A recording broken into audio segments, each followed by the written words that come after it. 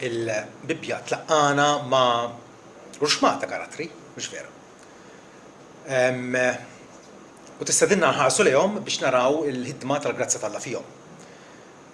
Abram, il-ħabib tal-Alla, mhux vera. Mosè, il-qaddej tal-Alla, qaddej fidil tal-Alla. Llum se nitkellmu dwar David. David raġel għal-qalb Alla. Ħadd aktar fil-Bibbja ma jsejjaħ hekk. Alla bir-raġun isejjaħlu raġel għal-qalbi. David.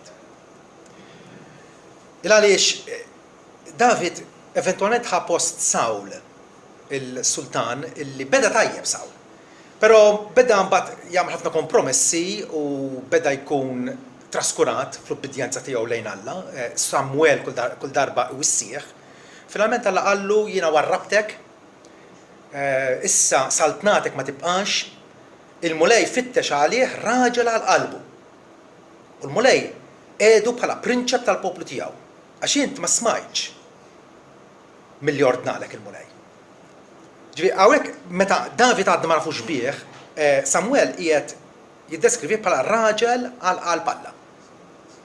U tajb li ninvestigaw allura għaliex aħna l-koll rridu nixtiequ nkunu nies li ninsabu taħt l-għoża u taħt il-ħarsin patern tal-Alla li Alla għandu pjaċir bina. Tajjeb? Dik naħseb jiena x-xewqa l-ambizzjoni ta' kull min huwa mwieled minn ġdid. Għalfejn il-Bibbja issejjaħlu raġel jew bniedem għal qalb Alla? X'sab Alla fih biex ta' bilħaq David tant oġbu?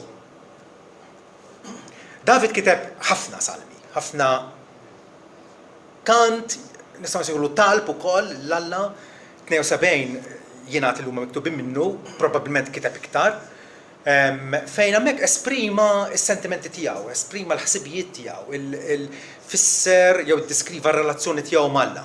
U xi ħaġa li meta taqra l-kitbiet tiegħu u anke tara minn xi xadda, tara kemm kien bniedem li kellu qaċċ spiritwali għal Alla.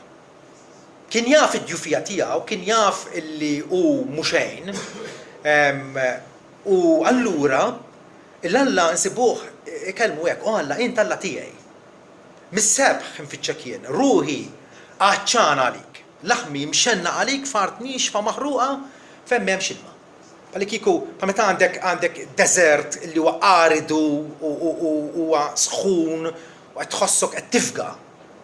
David hekk fettxu lil Alla. Bħal dik il-ħlejqa illi ħassib is-serħan minn kmieni mis-sebħ infittxek jiena.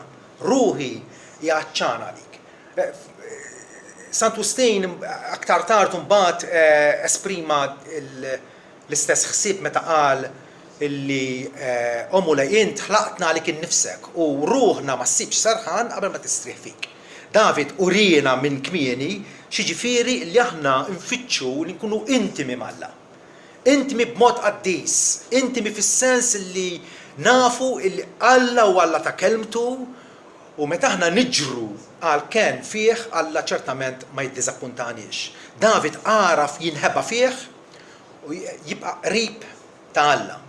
Kif jiġdu ħafna mis-salmi tiegħu. Infatti naħseb jien hekk ngħidulkom semmu li salm ta' David, salm ċkejken, qasir imma tant sinifikanti wa salm 23. David ftakar fil-jiem meta kien għadu daqsxejn ta' ġuvnot jira jira l-merħla ta' missieru Jessi fix-xari qiegħed hemmhekk għall-kwiet u qed jieħseb in-naġġ. U qed jieħseb in-naġġ, kultant jitfaċċa xi ljun, kultant jitfaċċa xi qors, jiddefendi n-naġġ tiegħu. U meta immedita fuq il-relazzjoni tiegħu mal-Alla, qal il-mulej war-raj tiegħi. U l-mulej huwa dak li jipproteġini. Xejn ma jonqosni u jmidni f'merati ħadru. Ħdejn il-nixjat ta' serħan imexxin u jaħyi jew jirrestawra lil ruħi. Iva kemm nimxi fil-wiet ta' del il-mewt ma nibża minn ebda ħsara għax inti miegħi. Il-ħatar u l-astux tiegħek iwensuni. Mejda tifrex qudiemi għalija qudiem l-edewa tiegħi, rasi tidlik biż-żejt, iful il-kalġi tiegħi, tassew it-tieba u l-ħinina jimxi wara il-jiem kollha ta' ħajti.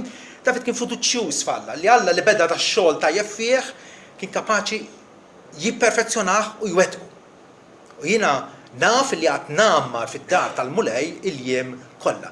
Dan huwa David fl-aħjar tiegħu. Però ovvjament l-istess salmi naraw kif David kemm il-darba għaraf jikxef qalbu quddiem Alla. Salm 27 pereżempju, vers 4 jgħidilna ħaġa waħda xtaqt mingħand il-mulej u nibqa' nfittixha. Ħaġa waħda. Forsi tajjeb nippruvaw nindovinaw x'inhi din xi ħaġa waħda, x'tixtieq int aktar minn kollox. Għandna ħafna xewqat. Ma David iffoka nesa l-bqija u ffoka fuq ħaġa waħda. U ħaġa waħda din xtaqta mingħand il-mulej u se nibqa' nfittixha. Ġifieri hemm ċerta determinazzjoni, hemm ċerta rieda soda f'din il-ħaġa. X'inhi? Li jiena nammar fid-dar tal-mulej il-jiem kollha ta' ħajti biex nitaxxaq biżbuħja tal-mulej u nimmedita fit-tempju tiegħu. Għal darb'oħra, David aktar minn kollox xtaq li huwa jkun qrib ma' Alla. Qrib ma' Alla. Żamm kuntatt ma' Alla bit-talb. Il-bieraħ tkellimna ħafna u prattikament ixxalajna fil-privileġġ kbir tat-talb. David jekk ma jallimna xejn jallimna nitolbu. Jallimna nersqu li Alla lejn it-tron tal-grazzja sabiex hemmhekk insibu l-għajnuna u s-suffiċenza kollha tagħna. Salm 4 pereżempju jgħid vers 7. Kull darba ta' David dawn, Ena nissilt li f'qalbi aktar minn meta l-qamħu l-inbit tagħhom joktor. Nimtet u norqod minnu fih fis-sliem għax int waħdek u mulej tqedni fis-sod. Ġifieri David ma kienx qiegħed iserraħ fuq sigurtà oħra. Ma kellux insurance oħra illi forsi ta' poter, ta' prestiġju, ta' qawwa, ta' difiża minn niesu stess. Int waħdek u mulej tqedni fis-sod. Ikompli f'Salm 16 fejn jgħid inti turini il-modija tal-ħajja quddiemek hemm il-milja tal-ferħ fuq lemintek imax għal dejjem. David ma kienx bniedem perfett, kien bniedem tad-demu l-ħam bħalna, però aħraf hawnhekk illi quddiemek omulej hemm il-milja tal-ferħ. U min minna ma jixtieqx ikun ferħan, ma jixtieqx ikun ħieni, feliċi, fih innifsu. Min minna? Jax hija naħseb jiena tfittxija spontanja ta' kull qalb umana. U David għaraf hawnhekk minn pointja eżattament fejn jinsab il-ferħ fil-milja kollha tiegħu. Quddiemek hemm il-milja tal-ferħ, fuq lemintek hemm għaxqa għal dejjem, għaxqa illi ma tiddiżappuntax. David kien dan it-tip ta' bniedem illi għaraf iċ-ċokon tiegħu, għaraf ix-xejn tiegħu u fl-istess ħin ħares lejn Alla il-ħalliq tas-sema u l-ard, Alla ta' Iżrael, Alla li huwa fuq il-ġnus ukoll kif jiddeskrivihu nnifsu, illi fih seta' jsib il-serħan tiegħu. Lejkom u lej nerfa' ruħi, o Alla tiegħi, fik nittama jien, tħallinix nitħawwad biex l-dewwa tiegħi ma jittrionfawx fuqi. Iva, tħalli lil ħadd minn dawk li jittamaw fik jitħawdu. Ħajtħawdu dawk li qarqu bla ebda raġun. David kien jafu lil Alla bħala Alla dependibli, Alla li tista' isserraħ fuq, Alla li mhux se idur minn kelmtu, Alla li jagħmel weda bħalma smajna fil-qari tal-lum meta Alla għamel patt miegħu għallu minn nislek. Se joħroġ wieħed illi t-tron tiegħu ikun għal dejjem. U David hemmnu l-mulej u ringrazzjahu għallu min huwa jien biex int qed titratta miegħi b'dan il-mod hekk ġeneruż. F'kuntrast ma' Sawl l-ewwel sultan.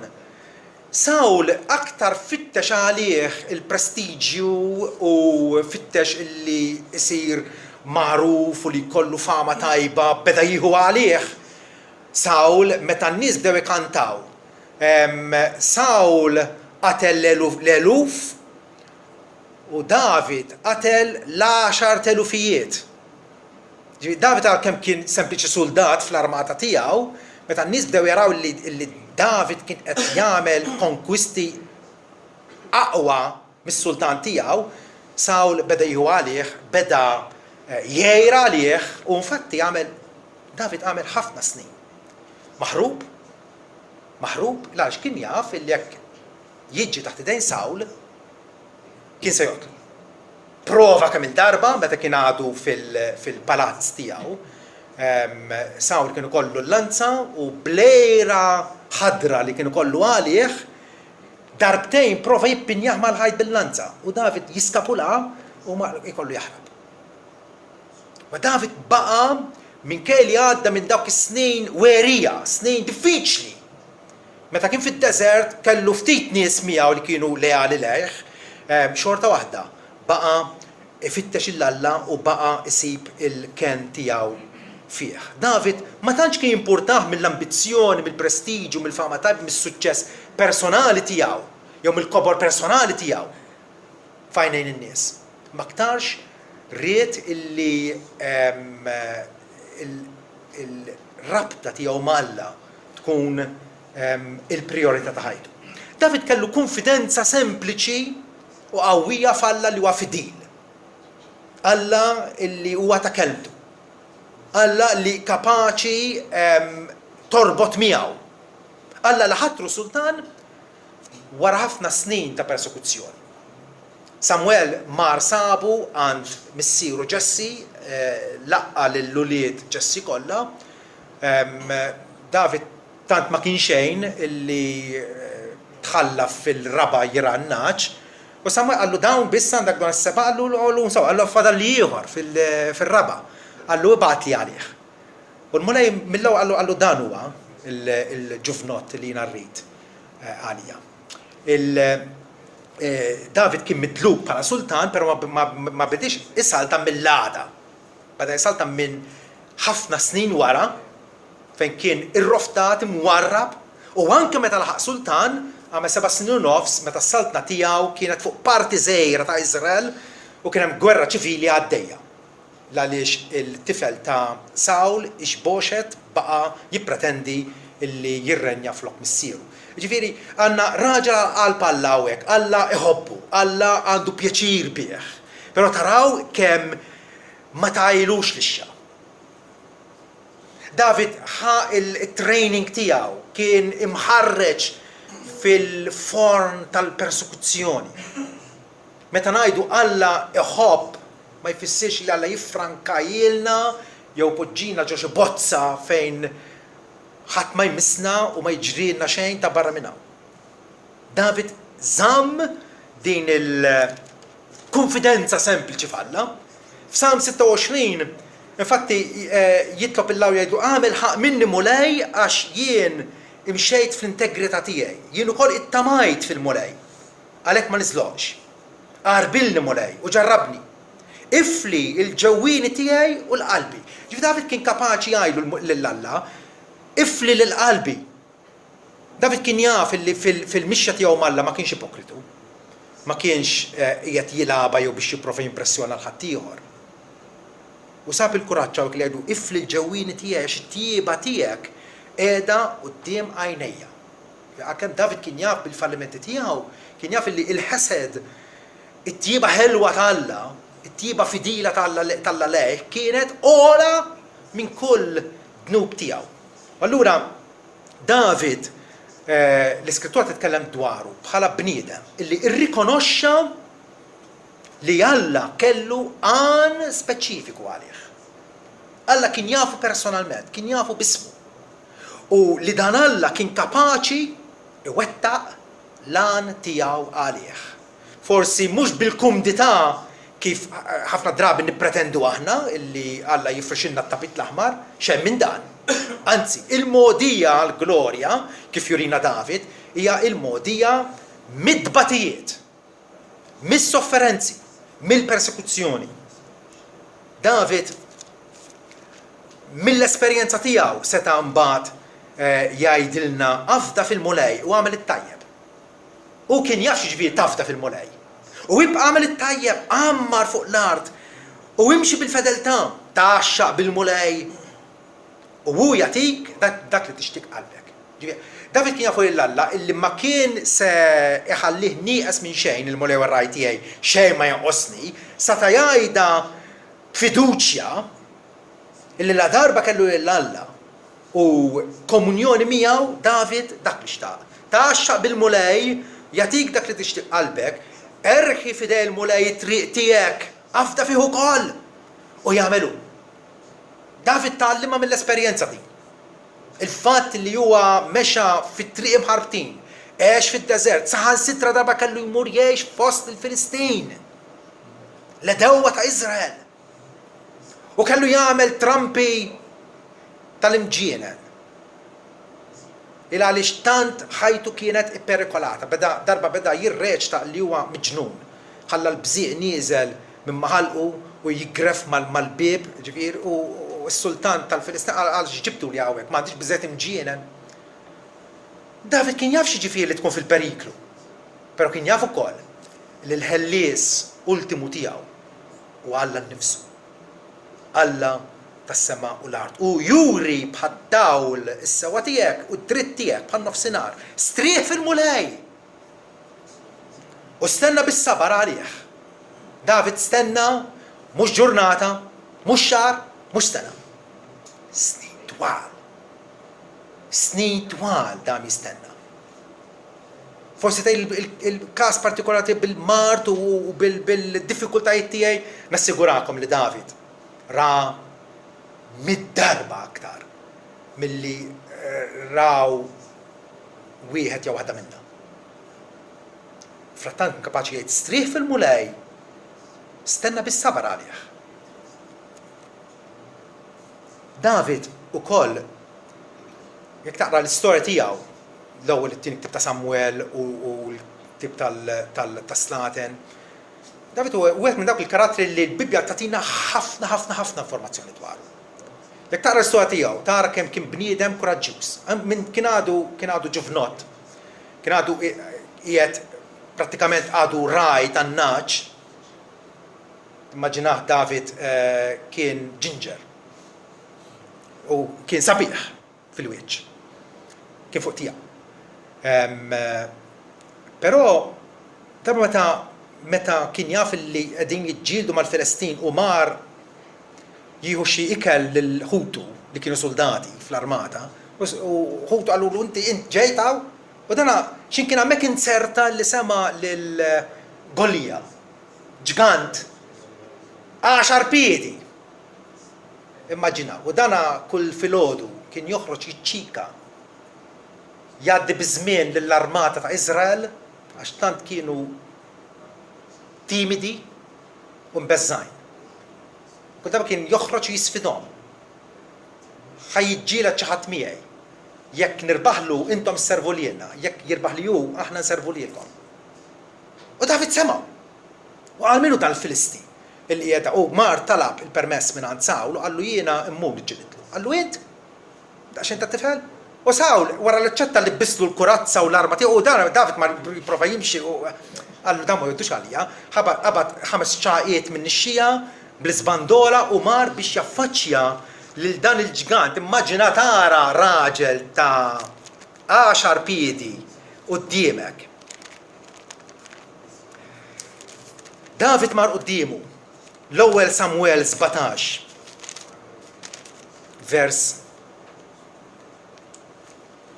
45. Bad David qal lill-Filisti inti ġej lejja b'sejf, blanza u bla barda. Iżda jien ġej lejk fisem il-mulej tal-eżerċti, Alla tal-eżerċti ta' Iżrael li inti għajjart jew li inti waqqajt ċajt.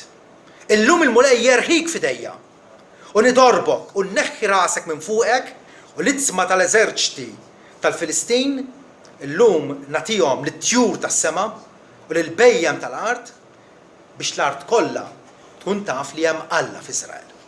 U dil-ġema kollha tkun taf li mhux bis-sejf u l-lanza jħeles il-mulej għax tal-mulej għat-taqbida u jerħikom fidejna. U infatti hekk ġara. David laqtu f'nasu bil-ċaqa sturdieħ u mar u għatalu rasu. Il-kuraġġ ta' dan it-tfajjel, kien għadu tfajjel. Ma kien kuraġġ falla. U dak li għandna bżonn aħna naffrontaw l-edewwa spiritwali x-xitan, l-anġli ħżina tiegħu. L-edewwa tagħna rridu niffaċċjawhom bil-kuraġġ li tina Alla, mhux bil-karnalità jew bit-tajjir għat-tajjir jekk huma jweġġawna bil-sin ma jweġġawna bil-sin. Dak nkun qegħdin naqgħu għal-livell tagħhom. L-armi tagħna huma aktar spiritwali. Ħafna ħjar minn hekk. David ukoll kien bniedem umli. Bniedem umli u minkejja li finalment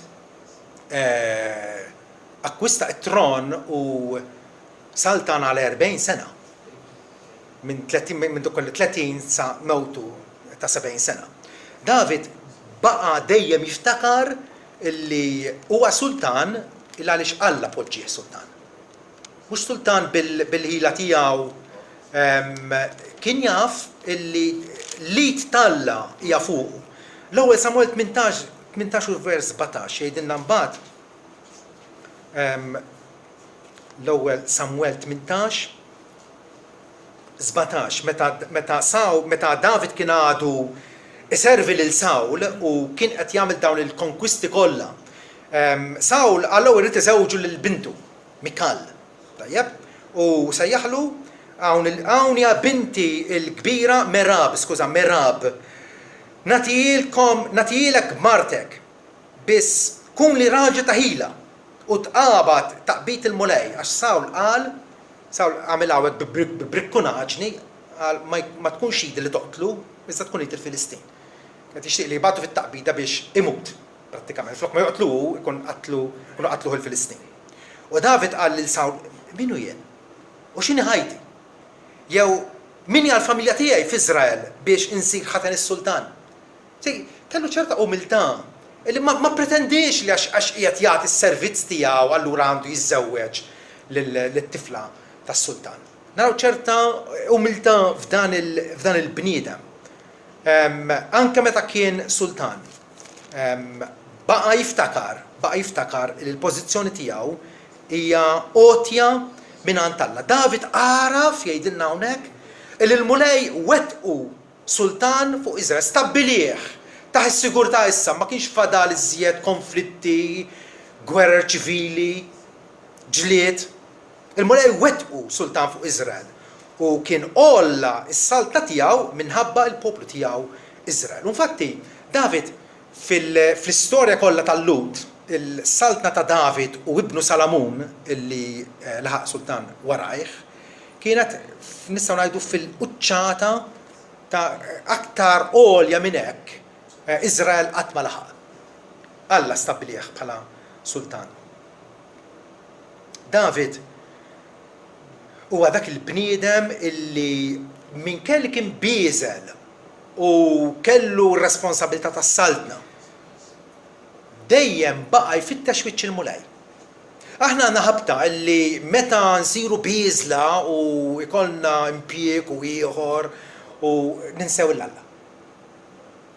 Ma David f'kull deċiżjoni din xi ħaġa ripetuta meta taqra s-suwa tiegħu. Kull darba jitlob il-Alla u jgħidlu nitqabad kontra dawk, immu nitla kontra l-Filistin. Wala kienu jieġbu, iva, jew stenna, jew le. Xi ħaġa importanti għalina illi ma naqbdux u ingerfxu u nafġu għal rasna. Ma niftakru illi fuqna hemm Alla u Alla huwa l-gwida, Alla huwa d-dawl tagħna f'kull ħaġa. David ukoll narawh illi meta Alla stabbilixxa s-saltna tiegħu, David daħħal ħafna organizzazzjoni. U tant kien żelus għal Alla u kien ħobb l-Alla u mhux hu biss imma xtaq li ħaddieħor ukoll jarfu jżommu bħala l-aqwa barka tiegħu. David organizza ħafna rigward il-qima tal-Alla. Organizza l-assessin, il-leviti, tom ir-responsabiltajiet tagħhom, x'għandhom jagħmlu matul is-sena, il-kant u dal-affarijiet kollha, kull ħaġa għandha x'taqsam mal-qima tal-Alla, David ħaħsieb illi jorganizza kif inhu xieraq. Fatti fl-ewwel Kronaki 16 David hawnhekk qiegħed jankoraġġixxi lin-nies ta' madwaru u jgħidulhom għannu l-mulej l-art kollha ħabbru s-salvazzjoni tiegħu minn ġurnata għall-oħra x'għandru l-glorja tiegħu fost il-ġnus, l-eġubijiet tiegħu fost il-poplu kollha. X'qegħdin ninnutaw f'dan raġel allura? Illi mhux hu biss jaf il-Alla, imma jixtieq illi dan Alla tas-sema u l-art ikun magħruf universalment. Ikun magħruf minn kulħadd. Għax kbiru għal-mulej u ta' minni faħru ħafna u tal-biża fuq l-allat kollha. Għax l-allat kollha tal-popli huma idoli, injam, ġebel. Iżda l-mulej għamel ismewiet, il-mulej huwa l-ħallieq tas-sema u l-art. Ġmielu ma jistgħu ma quddiemu, qawwa u ferħ u ma flamar tiegħu. Għatu lill-mulej u familji tal-popli. Għatu lill-mulej ġieħ u qawwa. U din hija l-approach xieraq ta' kull minnu fis-saltna tagħna. Li jixtieq illi issa li huwa jinsab ċittadin ta' smewiet, jixtieq li ħadd ieħor ukoll igawdi mill-grazzja u mill-ħnina tagħna. David hawnhekk ukoll mela jurina l-triq li fija għandna immorru. Meta l-Apostolu Pawlu semma lil David f'waħda mill-prijiet tiegħu, meta kien f'Ikonju għatti 13, vers 22. Jgħidilna u meta Alla neħħa lil Sawl, neħħih minn sultan ġifieri, għajmilhom lil David biex ikun is-sultan tagħhom. Li għalih xed ukoll u qal sibt il-David bin Ġessi raġel għal qalbi li wettaq ir-rieda kollha tiegħi. Għal darbohra hawnhekk l-Apostolu Pawlu qiegħed jirreferi għalih bħala raġel għal palla. Għaliex? Għax wettaq ir-rieda kollha tiegħi. David kien sottomess għal Alla. Avolja kien bniedem ta' poter, kien sultan, kien sottomess għal Alla u għaraf x'inhija l-pożizzjoni xierqa tiegħu. Imbagħad dina xi ħaġa sabiħa immens. David meta il-mulej akkes u ġaf fix-xejn l-edewa kollha tiegħu, David ma kellux spiritu ta' vendetta jew ta' tpattija. Xi ħaġa impressjonanti meta naqrawha di fit-Testament il-Qadim. Meta Ġesu jgħid tħobbu l-edewa tagħkom. David kien jaf x'ġifieri tħobb l-edewa tiegħek. Illi turi l-istess grazzja li Alla wera miegħek. Alla li b'ġustizzja seta' ikkundannak għall-infern. Ma David kien jaf x'ġifieri grazzja, il-favur tal-Alla. Il-jul ma kien xejn, Alla ħadu mill-merħla tan-naċ u waqfu biex ikun issa sultan jew raj fuq il-merħla tiegħi Iżrael. Ara xi promozzjoni. U baqa jiftakar illi kull ma għandu, kull ma natalu huwa frott il-grazzi tal-Alla. U allura appena laħaq sultan, David qal lil sħabu għalilhom qatt fadal xi ħadd mid-dar ta' Jonathan u mid-dar ta' Sawl sabiex nagħmel il-ħnina tal-Alla magħhom, sabiex nurihom xi ġifieri l-kumpassjoni tal-Alla, u qalulu qatt fadal wieħed. Ħanaqralkom l-istorja eżatt fit-tieni ktieb ta' Samwell, kapitlu 9. Kapitlu 9. Tajjeb? Ġabulu lil wieħed illi kien sopp. Il-għaliex meta prova jaħrab biex il-ners tiegħu ħarbitu, waqgħet bih u itsappab u baqa' sopp għal omru u ġabulu għalulu bih u David qallu la tibżax. Bata qallu la tibżax għax jiena nagħmel ħnina miegħek minħabba Jonathan missierek u nroddlok l-art kollha ta' missierek Sawl u tiekol il-ħobs fuq il-mejta tiegħi dejjem. Immaġinaw da xejn. Għandek persuna irjali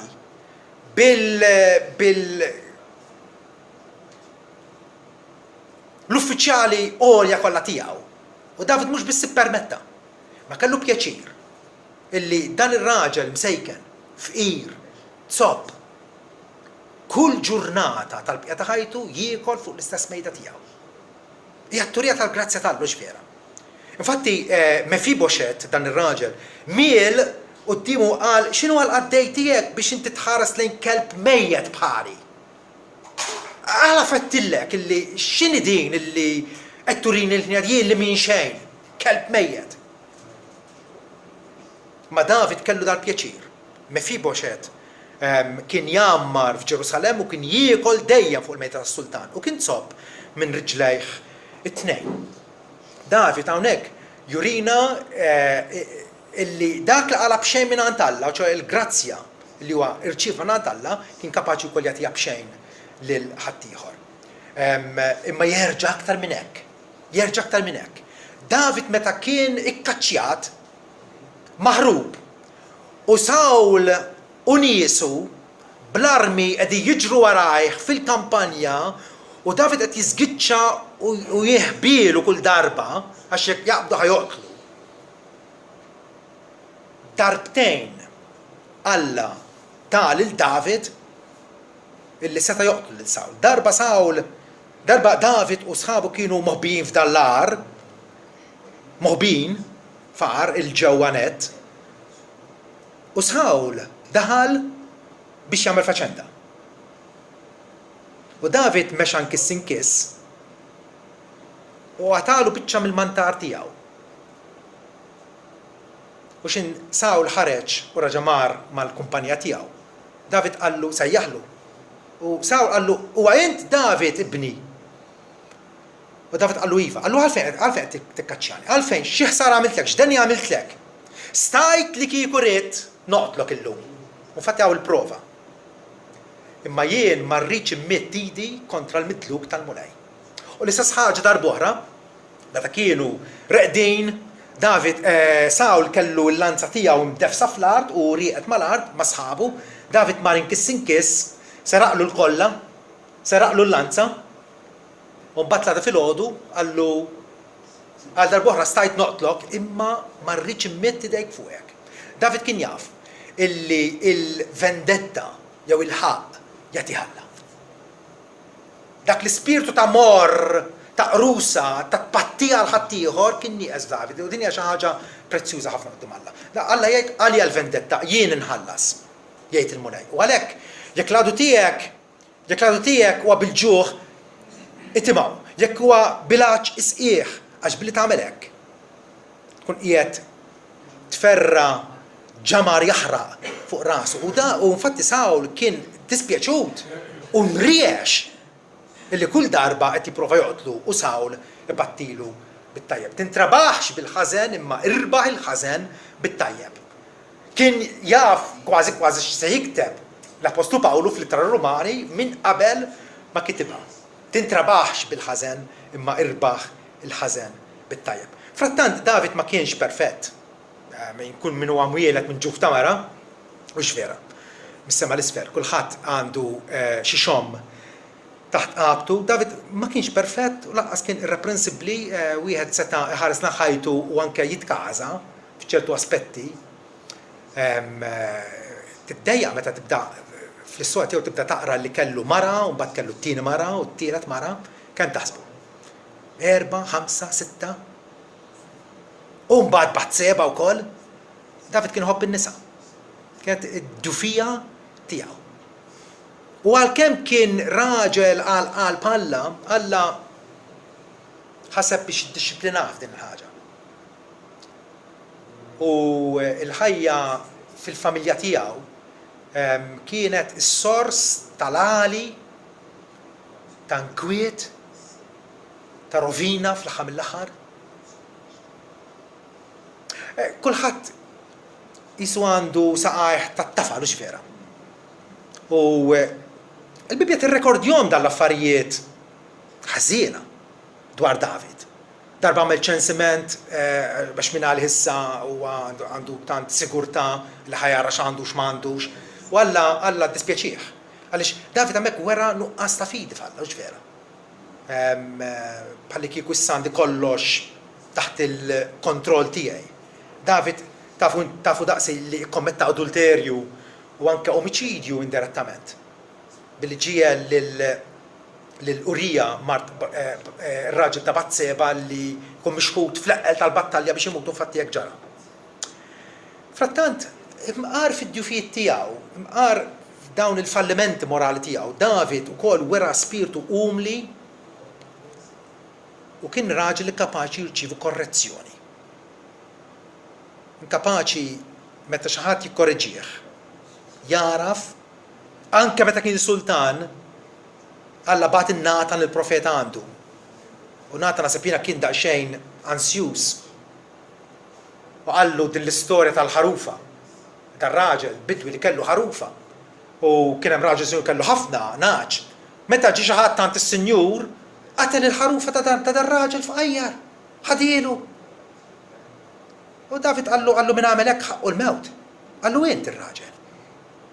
Palli kieku ma kellekx nisa biżżejjed, mort ħadd il-Batseba wkoll il-marra ta' Urrija.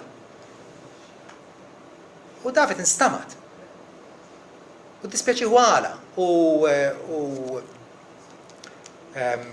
wera l-indima tiegħu. Il-għaliex tajba kemm tajba r-relazzjoni tagħna malla ħanaqgħu. U se nirrexu lil nfusna. U Alla se jiddispjaċih bil-inkonsistenza tagħna. Imma l-importanti mbagħad hija li tkun kapaċi meta xi ħadd ieħor jiġbidlek l-attenzjoni u jkorreġik, tirċievi korrezzjoni. Ħafna Kristjani ma jikbrux u ma kakmati u ma frizzati ma jistgħux jiċċaqalqu ma fejn huma għax mhumiex kapaċi jirċievu korrezzjoni. David kien kapaċi jirċievi il-korrezzjoni. Lil Natan fit-tieni ktieb ta' Samuel kapitlu 12 wara li qallu illi int ir-raġel, int. David qal lil Natan dnibt kontra l-mulej. U Natan qal lil David il-mulej ukoll ħafert nubek, int ma tmutx. Ma kemm hija diffiċli ħafna drabi li meta ħadd ieħor jipponta subaħ lejna u jgħidilna ma għalfejn tisbal hekk. Li ngħidu dnibt kontra l-mulej. David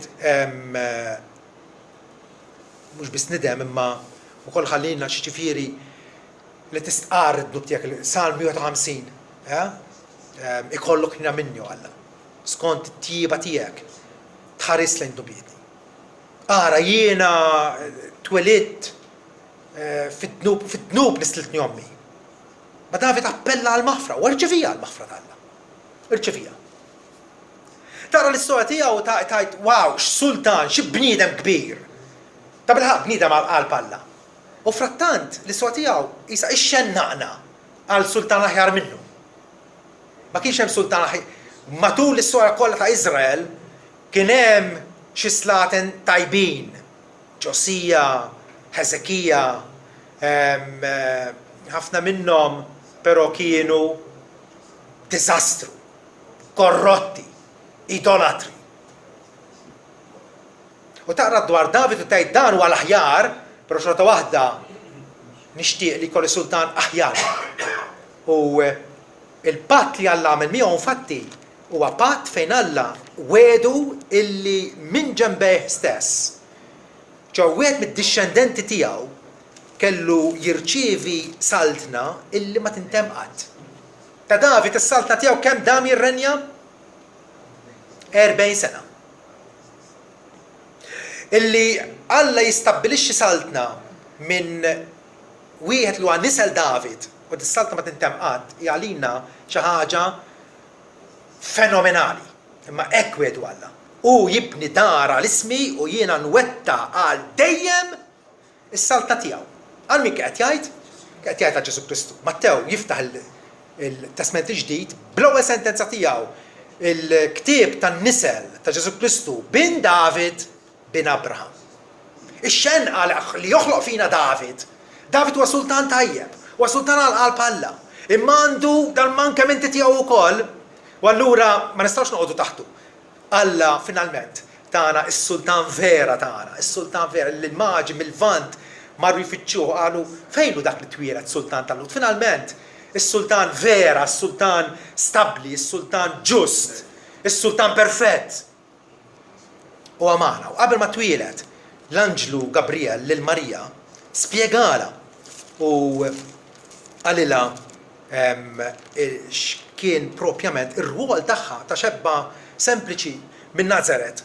L-Anġlu għalila ara inti se tnissel f'ġufek u tila tibben u semmih Ġesu u jkun kbir u jissemma bin il-ola U l-mulella jagħtih it-tron ta' missieru David, it-tron li issa kien ilu vojt, għal miet ta' snin, għax wara David kien hemm Salamun, u mbagħad Rehoboam, u mbagħad is-slata l-oħra, u mbagħad ġiet id-deportazzjoni, l-eżilju, Iżrael kraxja, mbagħad kien hemm ir-restawrazzjoni ġew lura, slata ma kienx hemm.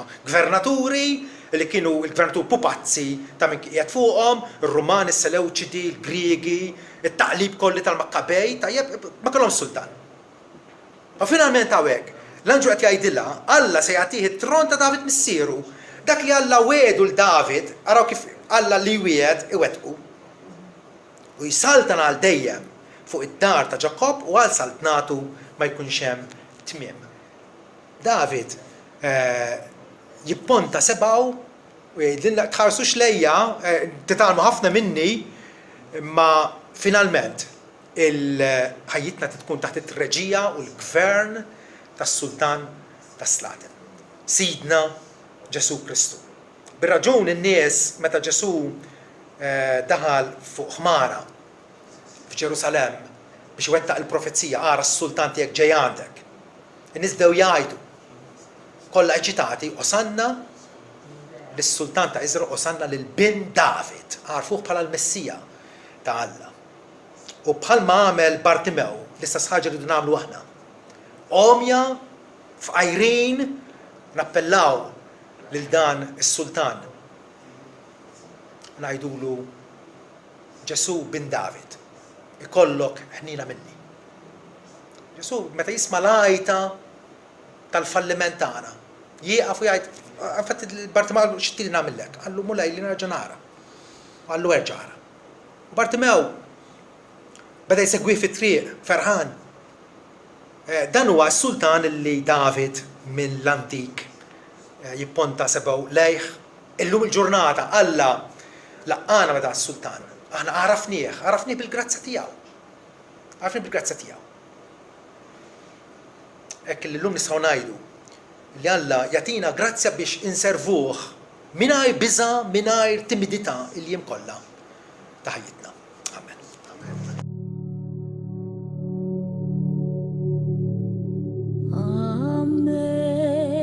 Amazing grace, how sweet the sound that saved a wretch like me. I was lost, but now I'm found, was blind.